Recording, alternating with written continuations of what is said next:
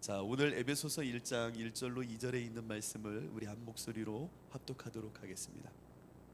하나님의 뜻으로 말미암아 그리스도 예수의 사도된 바울은 에베소에 있는 성도들과 그리스도 예수 안에 신실한 자들에게 편지하노니, 하나님 우리 아버지와 주 예수 그리스도로 쫓아 은혜와 평강이 너에게 있을지어다. 아멘. 하나님의 말씀입니다.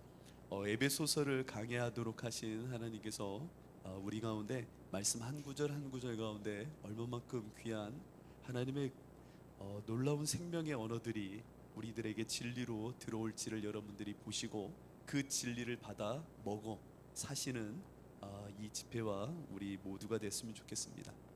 에베소서는 거시적인 구조를 두 간락으로 나눌 수 있습니다. 1장에서 3절은 하나님께서 우리를 어떻게 천국 시민으로 만들어 가시는가를 에베소서 1장에서 3장까지는 말씀합니다.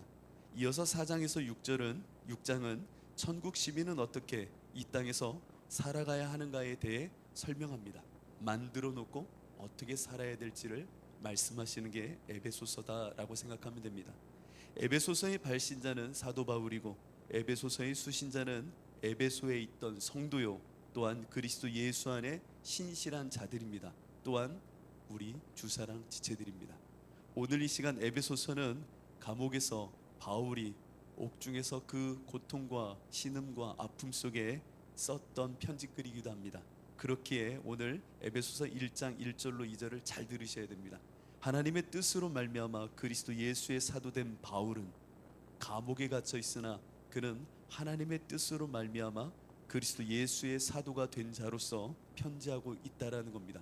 내 신분과 여건과 환경이 아니라 나는 지금 하나님의 뜻으로 부름받은 사도로서 이 옥중에 너희들에게 편지하고 있는데, 에베소에 있는 성도들과 그리스도 예수 안에 신실한 자들에게 편지하니 하나님 우리 아버지와 주 예수 그리스도를 쫓아 이제 은혜와 평강이 너에게 있을지어다 라고 말합니다.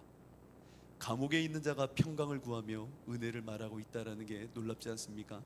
그러나 갈라디아서를 통해 하나님은 우리에게 말씀하십니다. 이것이 평화요, 이것이 은혜라고요. 이것을 읽어낸다면 우리는 갈라디아서 1장 1절로 2절을 통해 우리에게 주시는 하나님의 그 평강과 은혜를 깊이 누리게 될 것입니다. 에베소서 1장 1절과 2절 두 절에서 우리는 집중해야 될 부분들이 많습니다. 사도가 뭔지, 성도가 뭔지, 그리스도 예수 안에서 은혜와 평강이 뭔지, 이 짧은 두 절 말씀 속에서도 하나님은 금은보화 같은 말씀을 우리에게 주고 계시는데, 오늘 이 시간은 은혜와 평강이 무엇인지를 1절과 2절을 통해서 살피려고 합니다. 샬롬은 말 그대로 평강입니다. 에이레네라고도 말하죠. 샬롬, 평강. 근데 성경을 통해 확인할 수 있듯이 이 샬롬의 평화는 유대인들하고는 어울리지 않는 겁니다. 왜냐? 유대인들은 늘 전쟁 속에 살았던 민족이기 때문입니다. 틈 바구니 속에, 열강 속에 있는 마치 우리 대한민국과 똑같은 형국의 나라입니다. 틈 바구니에서, 열강들 사이에서 끊임없는 침략과 전쟁의 아픔을 갖고 있던 이들이 유대인들입니다. 오늘 우리 대한민국도 마찬가지죠. 우리의 인사말은 안녕하세요, 진지 드셨어요가 인사말입니다. 그 시대와 문화를 반영하는 게 인사말이죠. 왜 안녕을 묻고 진지 드셨는지를 묻습니까? 그만큼 못 먹었고 전쟁이 항상 있었기 때문에 안녕을 물었고 진지 드셨는지를 물었던 겁니다. 유대인은요, 마찬가지죠. 유대인들도 끊임없는 전쟁 속에 서로의 샬롬, 평화를 묻던 민족입니다. 영국 사람들은 인사할 때 뭐라고 인사합니까? Good afternoon 이렇게 말합니다. Good morning. 기후가 좋지 않으니까 그들의 문화권 안에서 그들의 인사는 좋은 날씨, 좋은 일기를 서로 묻는 겁니다. 자, 사도가 에베소에 보내는 편지에서 평강을 인사합니다. 그렇다면 바울이 말하는 평강은 유대인들이 말하는 전쟁이 없는 평강인가? 아니라는 겁니다. 이것을 아는 자가 복된 것이고, 이것을 말하기 위하여 오늘 하나님께서는 바울을 감옥 옥중에서 평강을 노래하는 자로 글을 쓰게 만드시더라는 겁니다. 세상의 평화는요, 그저 싸움과 전쟁, 다툼이었고 편안한 상태가 유지되는 것을 나름의 평화라고 말합니다. 맞죠? 그러나 성경의 평화는 전혀 다릅니다. 원수지간이었던 자들이 서로 화해하고 돌아서 부둥켜 안때 성경이 말하는 평강은 하나님과의 연합을 말하는 겁니다. 여러분, 이것이 우리 눈으로 열려져야 됩니다. 오늘 바울은 이것을 말하고 싶은 겁니다. 누군가 만약에 바울을 객관적인 언어로 말한다면 감옥에 있는 자가 이런 서신을 쓰면 말할 겁니다. 너나 잘해라, 너나 평강해라. 왜 하나님은 이 바울을 통하여 평화, 평강을 말하게 하셨는가? 유대인들이 생각하는 평강과는 다른 것을 그가 품고 있었기 때문이라는 겁니다. 평강, 그 평강은 하나님과의 연합을 통하여 우리의 근원에 합류할 때에 진정한 평강이 임한다라는 겁니다. 그렇다면 성경이 말씀하는 평강은 이 하나님과의 평강일 텐데, 인간은 하나님과 평강으로 연합할 수가 없는 존재들입니다. 이것을 아십니까? 이것을 아는 사람이 복된 것입니다. 이것을 아는 자가 정말로 하나님 안에서 은혜를 누리고 있는 자입니다. 나는 하나님과 연합하고 싶다고 연합할 수 없는 존재를 우리는 깨달아 알고 있어야 되는데, 평강은 그렇다면 어떻게 하나님과 나로 연합케 하는가? 그것은 바로 예수 그리스도만을 통하여 가능케 하더라라고 하는 겁니다. 사도인 바울 자신도 예수 그리스도로 말미암아 하나님과 화평했던 사람입니다.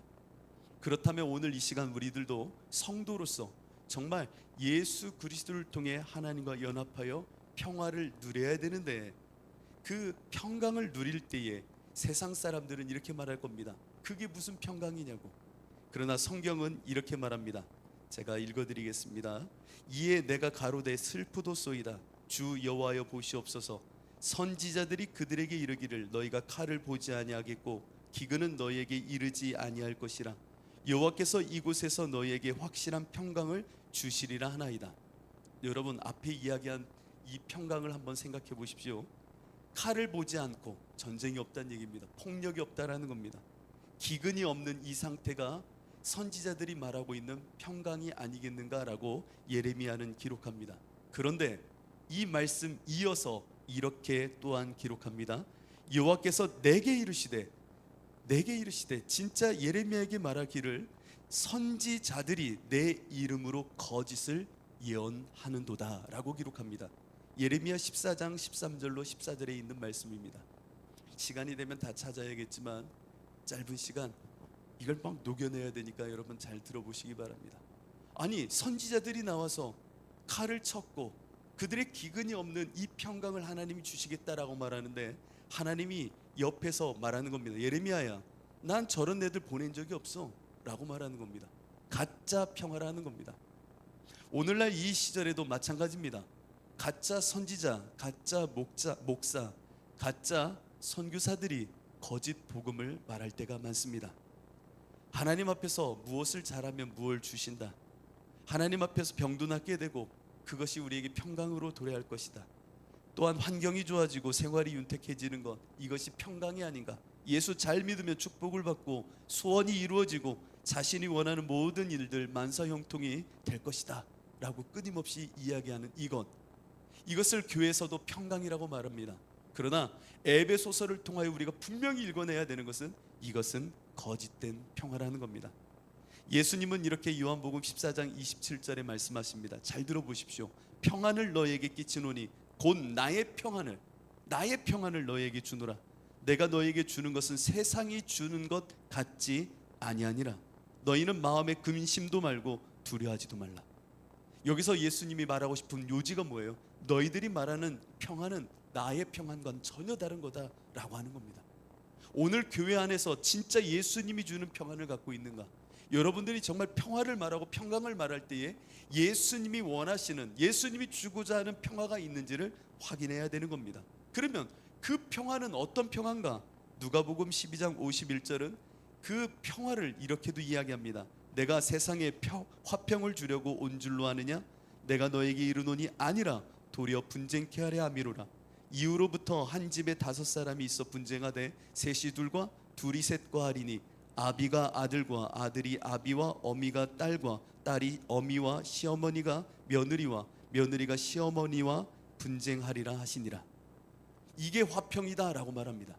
이게 무슨 화평입니까? 세상에서는 이것을 분쟁이요 불화라고 말하는 거죠. 그런데 오늘 이 본문을 보면은 이것이 화평이다라고 예수님 말씀하십니다. 그러니 세상이 말하는 화평과 평강과 예수님이 말하는 평강은 전혀 다른 겁니다. 예수님이 말하는 평강은 하나님과의 연합 속에 살아가는 것, 그때의 세상을 향하여 분쟁도 일어나게 되는 것, 이것이 평화, 화평, 평강이라고 말하는 겁니다. 예수님 때문에 친한 친구와 결별도 하고, 예수님 때문에 가족 사이에 분열도 있고, 예수님 때문에 세상에서 왕따도 당하고, 엄밀히 말하면 그리스도인이란 그 이유 때문에 끊임없는 분쟁과 아픔을 겪는 그것이 평화라고 말하는 겁니다. 왜요? 겉으로는 사람들이 말하는 화평이 아닌 듯한 모습을 보여도 그 영혼이 하나님과 연합되어 있는 이것이 진정한 영혼의 안식과 평안이기에 예수님은 이 평화를 주려고 오셨다라는 겁니다. 예수로 말미암아 그 마음이 기쁘고, 또한 예수로 말미암아 그 환경 속에서도, 어떠한 환경 속에서도 자족하고 그 안에서 기쁨을 누릴 수 있다면 이것이 진정한 평화라고 말하는 겁니다. 그러니 바울이 옥에서 평화를 노래하고 있는 것입니다. 이러한 평강은 세상 사람들은 이해할 수도 없고요, 받아들여질 수도 없는 평강입니다. 그렇죠. 그래서 이 평강은 무엇으로밖에 주어질 수 없습니다. 땡땡으로밖에 주어질 수 없는 게 이 평화입니다. 사람의 의와 사람의 재능과 사람이 갖고 있는 어떤 토양을 갖고 만들 수 있는 게 평화가 아니라, 진짜 에베소서를 통하여 우리에게 말하고 싶은 평화는 땡땡을 통해서만 주어집니다. 사람을 말미암아, 세상을 말미암아 줄 수 없는 평화, 땡땡으로만 줄 수 있는 평화, 그것은 바로 은혜라고 하는 겁니다. 평화는 은혜로서 주어지는 겁니다. 은혜. 그래서 오늘 본문을 한번 잘 보십시오. 하나님의 뜻으로 말미암아 그리스도 예수의 사도된 바울은 에베소에 있는 성도들과 그리스도 예수 안에 신실한 자들에게 편지를 하는데, 하나님 우리 아버지와 주 예수 그리스도로 쫓아 은혜와 평강이 너희 안에 있을지어다 라고 말합니다. 이 순서를 잘 기억해 보십시오. 은혜가 있는 자를 통해, 은혜를 통해 평안이 우리 안에 도래하게 된다는 얘기입니다. 평안은 사람이 만드는 게 아니라는 거예요. 하나님이 주시는 전적인 선물이라고 하는 거죠. 이 세상의 것, 사람의 의를 나름의 진료로, 재료로 사용하여 만들 수 없다라는 겁니다. 그렇게 은혜로만 주어지는 것이 평화라고 하는 겁니다. 이 은혜는 한 아기를 통하여 우리에게 전적으로 선물로 주셨습니다. 바로 예수 그리스도십니다. 예수 그리스도를 통해서 우리의 막힌 담을 뚫고 들어오셔 예수 그리스도를 통해 하나님과 연합케 하시더니, 그 은혜를 통하여, 우리가 구하지도 않은 그 은혜를 통하여 하나님은 우리를 평화의 사람으로 만들어 내셨다라는 겁니다. 누가복음 19장 37절로 24절을 보면 이렇게 기록합니다. 이미 감람산에 내려가는 편까지 가까이 오심에 제자의 온 무리가 자기의 본바 모든 능한 일을 인하여 기뻐하며 큰 소리로 하나님을 찬양하여 가로되, 찬송하리로다. 주의 이름으로 오시는 왕이여, 하늘에는 평화요 가장 높은 곳에는 영광이로다 하니, 무리 중 어떤 바리새인들이 말하되, 선생이여 당신의 제자들을 책망하소서 하거늘 대답하여 가라사대, 내가 너에게 말하노니 만일 이 사람들이 잠잠하면 돌들이 소리 지르리라 하시니라. 가까이 오사 성을 보시고 우시며 가라사대, 잘 들으십시오, 너도 오늘날 평화에 관한 일을 알았더라면 좋을 뻔하였거니와 지금 내 눈에 숨기웠도다. 여러분, 사람들의 눈은 평화를 볼 수가 없습니다. 하나님의 은혜가 아니면 그 눈이 띄어질 수가 없다라는 겁니다. 여러분들 정말 돈과 하나님 안에서 연합을 놓고 볼 때에 정말 여러분들의 눈에는 하나님과의 연합이 평화로서 읽혀지십니까? 그렇다면 여러분들은 은혜로 그 평화를 누리게 된 사람들입니다. 인간은 스스로 평강을 만들어낼 수도 누릴 수도 없다고 말합니다. 제 아무리 돈을 쌓아도, 제 아무리 건강을 유지하여도 그것이 줄 수 있는 것은 평강이 아닙니다. 자기 쾌락일 뿐입니다.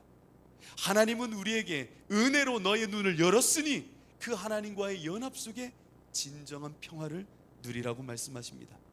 우리가 아직 죄인 되었을 때에 내가 하나님 그 은혜를 주세요라고 말하기도 전에 주님께서는 우리에게 오시어 한 아기로 오시어 기묘자 모사 평화로 오시어 우리의 눈을 여시사 진짜 평화가 무엇인지를 보게 하셨다라는 겁니다. 한 아기가 우리에게 낳고 한 아들, 그 아들을 우리에게 주신 바 되었는데 그 어깨에는 정사를 메었고 그 이름은 기묘자라 모사라 전능하신 하나님이라 영존하시는 아버지라 평강의 왕이라 할 것임이라. 여러분, 그 예수가 내 안에 들어오면, 그 은혜로 들어오면 내 눈은 열려 평강을 누리게 된다라는 겁니다. 여러분, 평강하십니까? 정말 예수님이 만들어낸 평강을 갖고 계십니까? 아니면 내가 구한 것을 얻어 그 안에서 평강이라 말하고 있습니까? 우리는 예수 그리스도를 정말로 믿는 믿음 속에 하나님이 주신 그 역사를 통해, 은혜를 통해 평화를 누려야 되는 겁니다. 이것을 아는 자가 복된 겁니다. 그래서 바울은 오늘 예수 그리스도를 쫓아 은혜와 평강을 누리라고 말하는 겁니다. 이것이 진짜거든요. 이것이 생명이거든요. 이것이 우리 주사랑교회가 지향하는 거거든요. 우리가 세상에서 원하는 것을 얻어내는 교회가 아닙니다. 이 교회에 오면 무엇이 있어? 그것이 사람들이 원하는, 세상이 원하는 평화의 도구와 조건이라면 이 교회는 사꾼이 모여있는, 거래치, 장사치들이 모여있는 거짓된 교회가 되는 겁니다. 이 교회는 오직 예수 그리스도의 은혜를 통하여 그 예수 그리스도를 통해 누려야 될 평화를 누리는 교회가 돼야 되는 겁니다. 그래서 예수님은 은혜 선물로 우리에게 오시사 십자가에 죽어 주셨습니다. 그 십자가가 우리 안에 은혜로 누려질 때에 우리는 세상이 감당할 수 없는 평강의 사람이 되어지는 겁니다. 이사야 53장 5절은 그래서 이렇게 기록합니다. 그가 찔림은 우리의 허물을 인함이요 그가 상함은 우리의 죄악을 인함이라. 그가 징계를 받음으로 우리가 평화를 누리고 그가 채찍에 맞음으로 우리가 나음을 입었도다. 여러분, 예수 그리스도의 은혜의 역사는 십자가의 정점을 찍었고 그 십자가에서 채찍에 맞음으로 여러분들의 모든 질병을 낫게 하셨을 뿐만 아니라 그 예수 그리스도의 십자가의 사건을 통해 우리는 평화를 누리게 되는 것입니다. 이 시간 그 예수님은 은혜로 여러분들의 인생에 뚫고 들어와 그 평화를 안겨주고 계시는 겁니다. 여러분들은 예수 그리스도를 쫓아 이 평화를 누려야 됩니다. 에베소서 2장 14절은 그래서 이렇게 기록합니다. 그는 우리의 화평이신지라 둘로 하나를 만드사 중간에 막힌 담을 허시고 원수된 것 곧 의문에 속한 계명의 율법을 자기 육체로 폐하셨으니 이는 이 둘로 자기 안에서 한 세 사람을 지어 화평하게 하시고 라고 기록한 겁니다. 예수님이 십자가의 죽으심은 하나님과 하나 되게 하시는 놀라운 생명의 역사라는 겁니다. 오늘 이 시간 우리 주사랑 지체들은 그 은혜를 맛본 사람입니다. 내 환경과 상관없이 그 은혜 속에 평강인 것을 아는 사람, 평강이 진짜 무엇인지를 보는 사람들입니다. 여러분들은 정말 복된 사람입니다. 그렇다면 우리는 끝으로 바울의 이 울부짖음과 같은 노래 속에 진짜 평강을 매 순간 누려야 됩니다. 여러분 평안하신지요? 그 예수가 뚫고 들어오신 그 마음의 은혜를 누려 평화를 누리시는지요? 여러분 이것을 예수 그리스도를 쫓아 누려야 됩니다. 쫓아 누려야 됩니다. 오늘 본문은 정확하게 말합니다. 쫓아서 누려라. 누려라. 여러분들 그냥 있다고 내 안에 그것이 누려지는 것이 아닙니다. 내 안에 뚫고 들어오신 은혜를 감사로 받아들이고 그것을 누려야 되는 겁니다. 그때 평화가 임하게 됩니다. 여러분 믿음의 주요 온전케 하시는 이인 예수를 날마다 바라보십니까? 위가 네 개인 소는요 그 넓은 들판에서 여물을 먹고 끊임없이 되새김질을 합니다. 되새김질을 하면 어떻게 돼요? 배가 부르고 살이 찝니다. 이야, 되새김질을 하니까요. 남들이 보면 그게 뭐 하는 거야? 라고 말할지 모르지만 우리 인생 가운데 예수를 바라보며 은혜의 주님을 바라보고 쫓으면 오늘 바울이 말하듯 내 안에 그 은혜 속에 평강이 임하게 된다라는 겁니다. 바울은 옥중에 무엇을 했을까요? 오직 예수만 바라보는 겁니다. 저 감옥에 있는 이를 보고 바깥에 있는 사람들은 말했겠죠. 바보 같은 사람. 뭐 하려고 그 예수를 믿어? 저렇게 유능한 사람이 뭐 하려고 저렇게, 시민권자가 저렇게 바보같이 감옥에 갇혀 있어. 그러나 바울은 그 속에서도 예수를 바라보고 또 바라보고 또 바라보고 그 침노에 들어오신 은혜를 생각하고 그 은혜를 붙잡는 가운데 하나님과 연합하게 되더라는 겁니다. 여러분들, 이 시간 이 짧은 2절의 말씀이지만 은혜로 임하시는 그 평강을 정확하게 알고 오늘 이 밤에 누리시기를 축복합니다.